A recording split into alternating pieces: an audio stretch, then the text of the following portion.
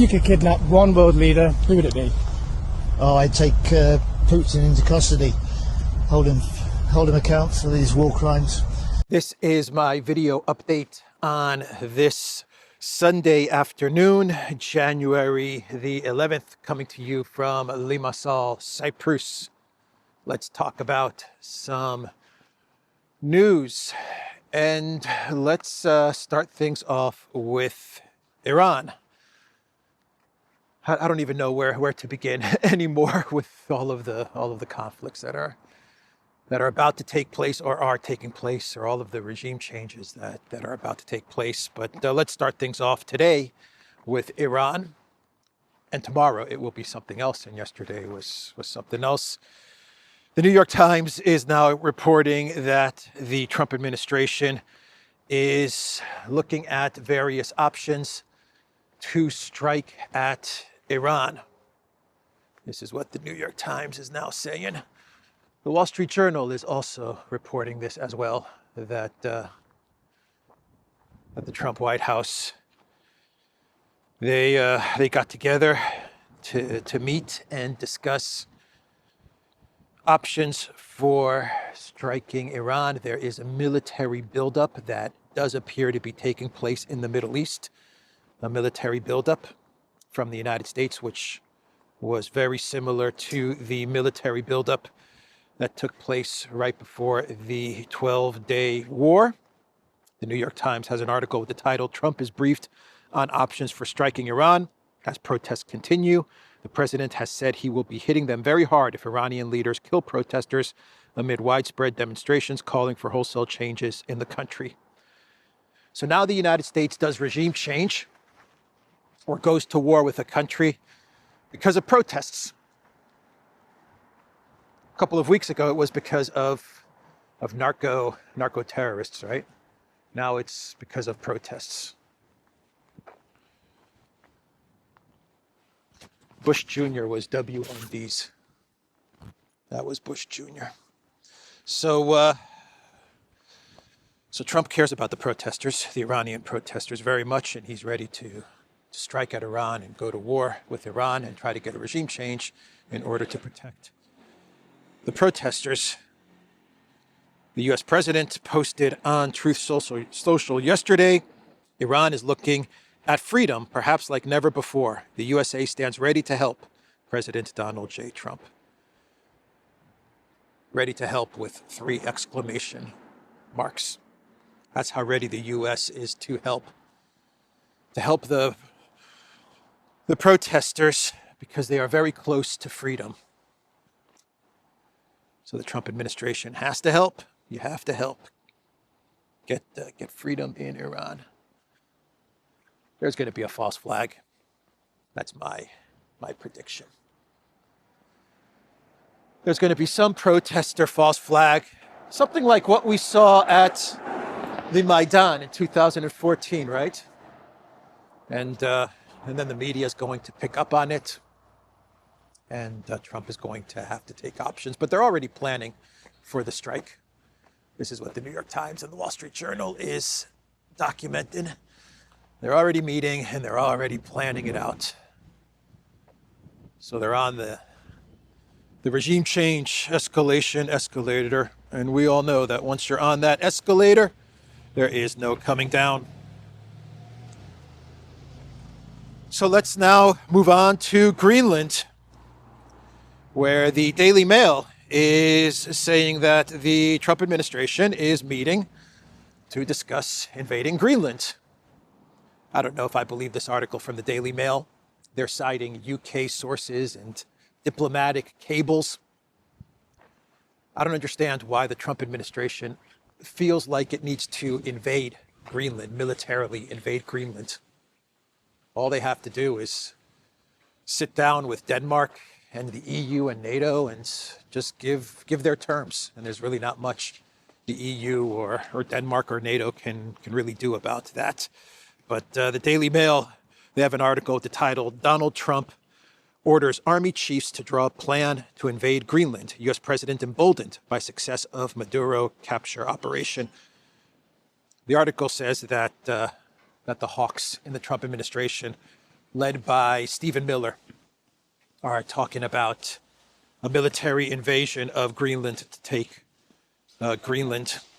And the U.S. generals are trying to distract and discourage Trump from doing this, from Trump and his warhawks, from actually militarily invading Greenland to take it. The Daily Mail also says that, according to their sources, their diplomatic UK sources, that Trump is doing this for one of two reasons, or maybe both reasons. And these are just, to me, these sound just like theories. Diplomatic UK, diplomatic sources, or diplomatic cables that the Daily Mail has read. These sound like theories meant to protect NATO, to be quite honest. I think a lot of this article is about protecting NATO, safeguarding NATO. What an interesting apartment complex for Cyprus. So the theories are that, well, the first theory is a simple one, that Trump is doing this to distract away from the economic troubles in the United States before the midterm elections. Okay, but the other theory is that this is about NATO, and Trump is doing this, starting to drizzle, to get the U.S. out of NATO, because Congress would never allow the United States, the Trump administration, to pull out of NATO.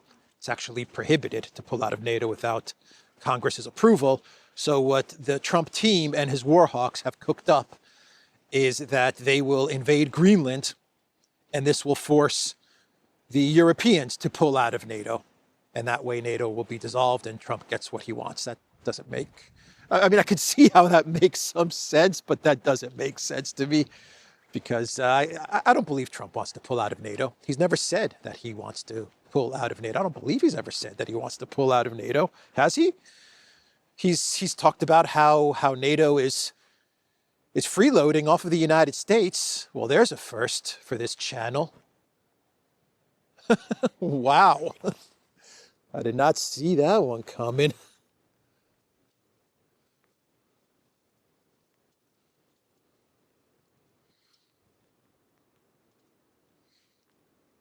Okay. Can we get closer?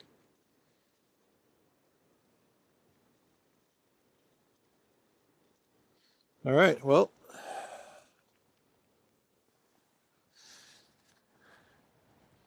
Another animal, another animal that has appeared on this channel. Check. All right. Let's see here. Oh, come on, don't rain. Let's walk that way. Oh, come on, come on, come on. I don't have an umbrella or anything. Anyway, from my understanding of things, or at least what I remember about Trump and NATO, he's talked about, he has talked about upping the NATO budget, the money put into NATO by all of the NATO members to get it to 5%. He's talked about how NATO is freeloading off of the United States, how without the United States there is no NATO, and the United States doesn't benefit so much from NATO, but Europe benefits from NATO. But I don't believe he has ever said he wants to pull out of NATO. He wants the United States to leave NATO. I don't believe he has ever said that. But I could be wrong. I could be wrong. So anyway, the theory that the UK Daily Mail is putting out there, and I believe they're putting out this theory in order to protect NATO, because it's going to be very embarrassing for NATO and for the alliance, the collective West, to have, hey, my friend, to have the United States take a part of a NATO member state, right? It's going to be very embarrassing, even if they purchase it, even if they go to Denmark and they buy it for whatever billion, of which Denmark's going to have to agree. Denmark really doesn't have many choices. It's going to be very embarrassing for NATO, for the alliance, you know, Mark Rutte and unity and Daddy Trump and unity and all of that stuff. It's going to be extremely embarrassing. So that's the Daily Mail article. That's what they're running with. A U.S. military invasion. I don't buy it. I do not buy it. I believe the most likely scenario is that they're going to put a price on Greenland, and that's going to be it. That's what I think the most likely scenario is going to be. Of course, this could all be a bluff. This could be a Trump bluff.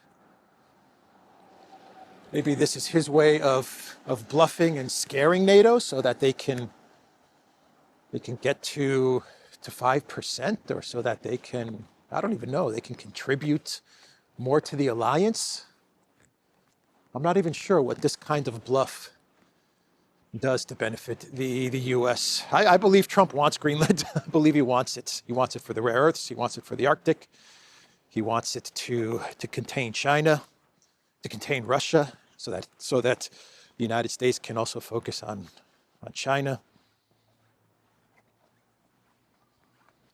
There are various reasons that I believe Trump wants Greenland. I also think it's an ego thing. Trump wants to expand the United States in much the same way that presidents of the past expanded the United States, right? There's a reason that Trump put the governor of Louisiana to be in charge of, or to be the envoy for Greenland. So the Daily Mail says one source said they have tried to distract Trump by talking about less controversial measures. When the Daily Mail means they're talking about the generals, such as intercepting Russian ghost ships, a clandestine network of hundreds of vessels operated by Moscow to evade Western sanctions, or launching a strike on Iran. That's an interesting sentence from the Daily Mail. So the U.S. military is trying to distract away Trump from invading Greenland, according to the Daily Mail, by trying to get Trump to seize Russian ships, Russian oil tankers, or to hit Iran. Go to war with Iran in order to, let's go to war with Iran in order to distract Trump away from taking Greenland. Oh my God. We live in a freaking crazy world. A diplomatic source said the generals think Trump's Greenland plan is crazy and illegal. So they're trying to deflect him with other major military operations. They say it's like dealing with a 5-year-old. Okay.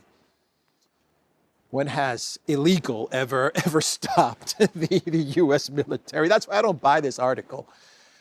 No, we can't do anything against Greenland. That's illegal. But we can strike at Iran. That's legal. Or we can seize Russian ships. That's perfectly okay. The rain calmed down and now it's starting up again. All right, so the Telegraph is saying that in order to calm Trump down, Stammer is suggesting troops to Greenland to ease Trump's security fears. Yeah. You only have 7,000 troops that you can dedicate to Project Ukraine with the coalition of the willing, right, Stammer? That's it, 7,000 troops. How many troops are you going to send to Greenland in order to provide security for Greenland, to appease Trump? 100 troops? 500 troops? Trump's going to go for that, Stammer. The EU is also trying to figure out ways to deal with this Trump Greenland threat. And according to the Telegraph, once again, the UK Telegraph, the EU is drawing up plans for sanctions on US tech companies and banks if Trump rejects a proposed NATO deployment to Greenland. Okay, the EU is going to draw up sanctions plans against the United States. Okay, okay, Ursula, draw up your sanctions plans. Let's move on and let's talk about Gaza and the report from the Wall Street Journal, which claims that Israel is ready for a new ground attack on Gaza. And according to the Wall Street Journal, this is what the Wall Street Journal is reporting, they say that Hamas is ready to give up their heavy weapons because we're on phase 2, of Trump's peace plan, which is the disarmament, specifically of Hamas. That's phase 2. And Hamas has agreed to give up their heavy weapons, according to the WSJ, but they do not want to give up their small arms. They refuse to give up their small weapons.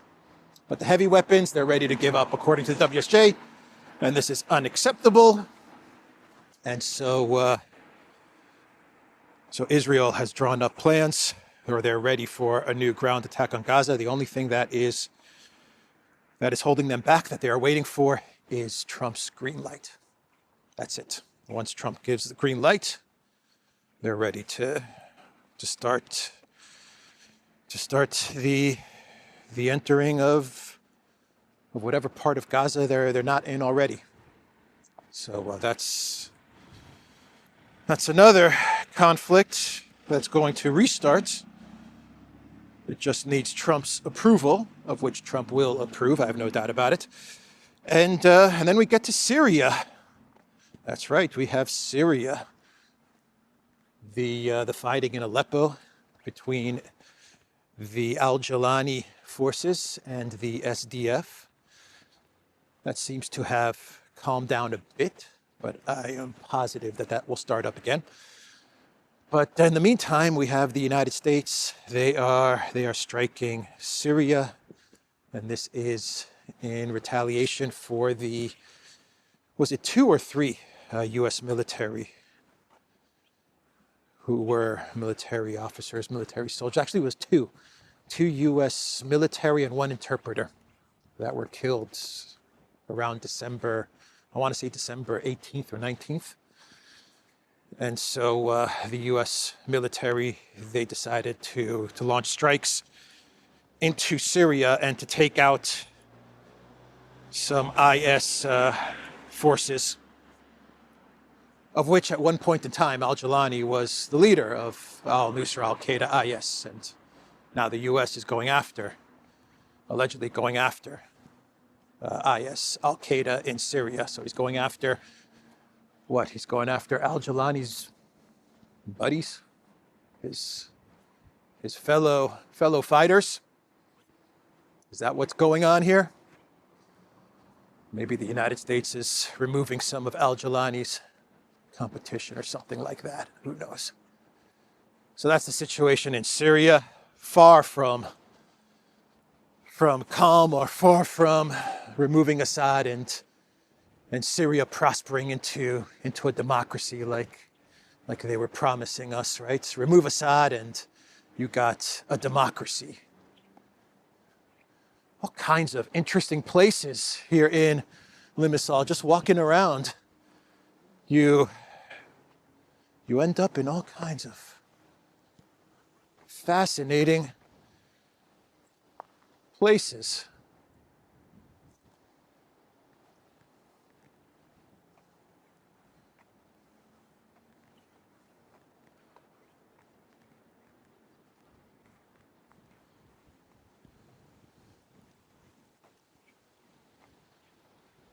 Okay, next, since we're talking about Syria, how about Ursula and Costa, the Commission President and the Council President? Costa and Ursula, they made a trip to meet with Al-Jolani. Yep. They decided to meet with al-Shara al-Jolani. They were very honored to meet with al-Shara and al-Jolani in Damascus today with EU CO President, that's Costa. After decades of fear and silence, Syrians began a long journey toward hope and renewal. Europe will do everything it can to support Syria's recovery and reconstruction. Yes, al-Jolani with his expensive suits and nicely trimmed beard. Hope and renewal for Al-Jolani. Let's see what Dr. Simon Gaduk said on X, replying to Ursula's post. If anyone still needs proof that Brussels doesn't care about human rights, this is it. You're posing respectfully with a man whose past is tied to ISIS, including images with beheaded victims, and you're seriously calling it hope and renewal. You're nuts. Well said, Dr. Simon. And Ursula was not done posting on X. She got the script, as did many European leaders. They got the script from the script writers to talk about regime change in Iran, to talk up the possibility of regime change in Iran. And Ursula posted this on X the other day. Tehran's streets and cities around the world echo with footsteps of Iranian women and men demanding freedom, freedom to speak, to gather, to travel, and above all, to live freely. Europe stands fully behind them. We unequivocally condemn the violent repression of these legitimate demonstrations. Those responsible will be remembered on the wrong side of history. We call for the immediate release of all imprisoned demonstrators. We call for the restoration of full internet access. And we call at last for fundamental rights to be respected. Wow. Wow. What a post from Ursula. Let's see what the Islander has said in response on X. As you go full Orwell on Europeans' freedom to express themselves on social media, you're so far beyond hypocrisy. And from the X account of Corinne, the irony is almost artistic.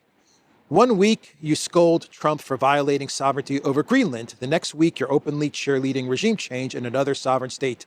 Consistency has never been part of the Ursula brand. Only geopolitical cosplay dressed up as morality.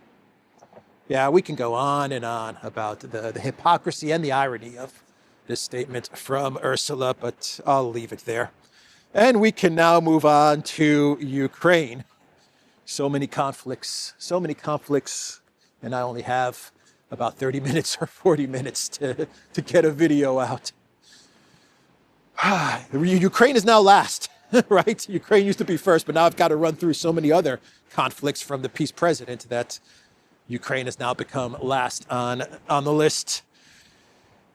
So Macron, he is signaling that France will send 6,000 troops into Ukraine if there is a ceasefire to go along with the 7,500 that 008 Stammer is going to send if there is a ceasefire. And Macron, he called a meeting with around 30 political elite in France from the various political parties, including, I believe Marine Le Pen was actually at this meeting as well. But Macron calls this meeting.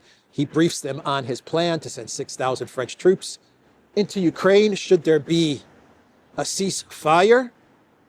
And the response from the political class in France was that Macron needs to get the approval of the UN before taking such an action. And we know that Russia sits on the Security Council, so that approval will never be given. But that was their response to little Napoleon. Don't you dare send French troops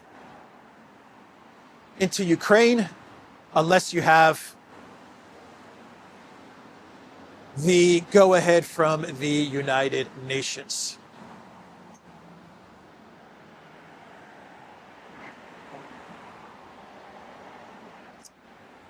Macron told the politicians in attendance not to worry about the French troops in Ukraine because they will be positioned far away from the front line, all the way in the west of Ukraine.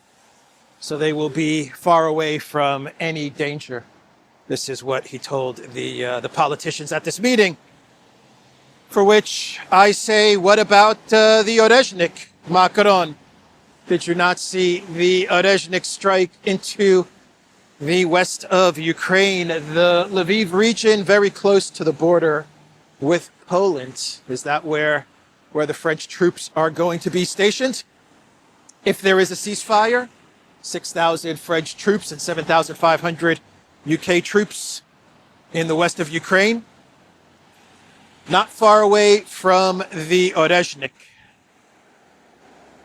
And that is the point that Medvedev also made in a post on X, where Medvedev, along with the video of the Orezhnik strike into Lviv, he said the ruling European dimwits want a war in Europe after all.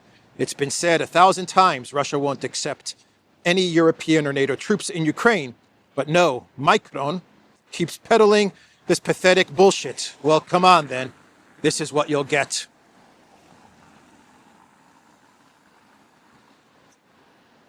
So I think that's a pretty straightforward message from Medvedev to the Europeans, specifically to Macron. That is what Medvedev calls Macron. Little Napoleon. So the New York Post is saying that according to the White House, when the United States kidnapped Maduro, they did it in a way that crippled the security of Maduro by using a secret weapon that caused bleeding through the nose and vomiting blood during the raid. It sounds like they used some sort of noise or sonic wave type of weapon, which I believe does exist. And this is what the New York Post is saying the United States used, and they're calling it a secret weapon that was used to take out Maduro's security.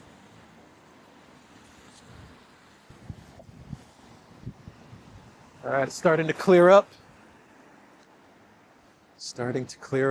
Let's do some clown worlds. You see, whenever we get to the clown world segment, it always clears up. The sun always comes out when we get to the clown world segment. So let's do it. Today's clown world. We start out with the Nobel Peace Prize from the Peace President, who has started 8 wars and has solved 8 wars and is starting another 8 wars. Machado promised that she would give or share the Nobel Peace Prize with Trump. If she can score a meeting with the US president, she has promised to share or to give the Nobel Peace Prize to the US president. I imagine she will give the Nobel Peace Prize in exchange for power. Unlimited power, that is what Machado wants. But, and Trump is okay with that. At least that's what he told Hannity. But the Nobel Peace Prize is not okay with any of that. They are saying that the prize cannot be transferred, cannot be shared, cannot be sold. Impossible, according to the Nobel Peace Prize Committee. So it looks like Trump is not going to get the Nobel Peace Prize from Machado. And you thought he was angry with Norway before. I bet you when he hears this news that the Nobel Peace Prize cannot be transferred over to him, he's going to be plenty mad with Norway. Look out, Norway. The Nobel Prize cannot be revoked, divided, or transferred to another person. Once announced, the decision remains in force forever, the committee said in a statement. All right, clown world number 2, courtesy of the UK Defense Secretary, Mr. John Healey. I believe he made our clown world yesterday. Perhaps we're seeing John Healey make a run at Clown World of the Year awards, making a strong run for it, the UK Defense Secretary. So Healey, he was in Kiev. Of course, he was in Kiev. Where else would he be? And he's securing the UK's borders, right? So that's why he was in Kiev. And he was interviewed by the Kiev Independent. And he was asked if there was a world leader that you would kidnap, who would it be? Any world leader in the world, who would you kidnap? And according to Healey, well, Healey's response was, take a wild guess. This is a hard one. Take a wild guess who Healey said. Take a wild guess. It's all about kidnapping world leaders now since Maduro. Everything's about kidnapping world leaders. That's the new fad in the collective West, the international rules-based order. Healey said Putin, of course. Of course, that's who Healey said. Yeah, the UK now wants to get in on the Putin capturing game. When Trump was asked yesterday by Ducey the bonehead dumb question about capturing Putin. What was Trump's response? That's not necessary now. Isn't that what Trump said? He makes it sound like they were planning it, right? We were going to capture Putin, but now that's not necessary. I don't think that's necessary anymore. He said something along those lines. The correct answer to that would have been, Peter Ducey, are you out of your effing mind? Are you out of your effing mind, Peter Ducey? That would have been the correct response from Trump. But no, Trump made it out as if we don't need to do that anymore. I don't think we're going to do that. We could have done that, but now I've changed my mind. Anyway, the UK is now signaling that they're ready to capture Putin, or at least John Healey would like to capture Putin if he could. Go for it, John Healey. You lead the charge. And finally, out of the UK, we'll do one more clown world. It looks like the UK. What's the group that monitors speech? Oxfam, I believe is what it's called. But it looks like I think that's what it is, Oxfam. They're considering blocking Grok, Musk's AI. I believe Australia is also looking into blocking Grok, and the reason they're thinking about blocking Grok is because they claim that Grok can be used to publish AI photos of people in bikinis, or even less than that, right? So you have you can have a photo of Stammer using the AI, and he'd be in a bikini, right? And the UK doesn't like that. Australia is also signaling that they might want to block Grok, and this is upsetting for Elon Musk.